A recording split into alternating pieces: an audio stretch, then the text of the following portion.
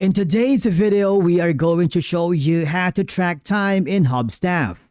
Whether you're a freelancer, remote worker, or managing a team.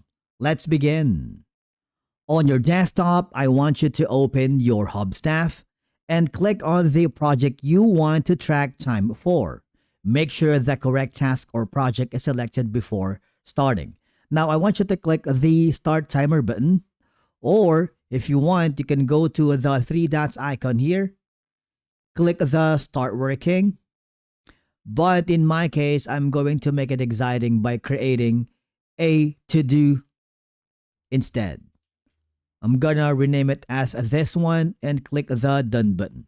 Why? Because it works similarly on clicking the Start Timer button, because Hubstaff will now track the time worked, activity levels, and screenshots if enabled by your organization. Now, all I have to do while doing some stuff, like for example, in our case, we are a YouTube channel. If we are working doing voiceovers and creating thumbnails and researching keywords, just keep the app running in the background while you work. For example, you have already completed that specific task. Click the Complete button. Okay.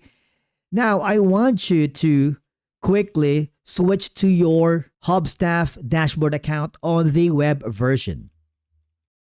Because if you hover to the timesheets, the task that you completed should reflect here.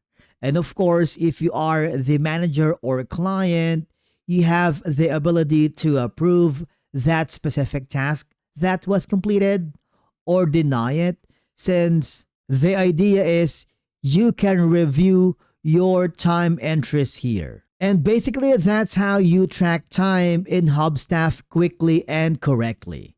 If you found this video helpful, do not forget to hit the like button, subscribe, and we will see you again in the next video.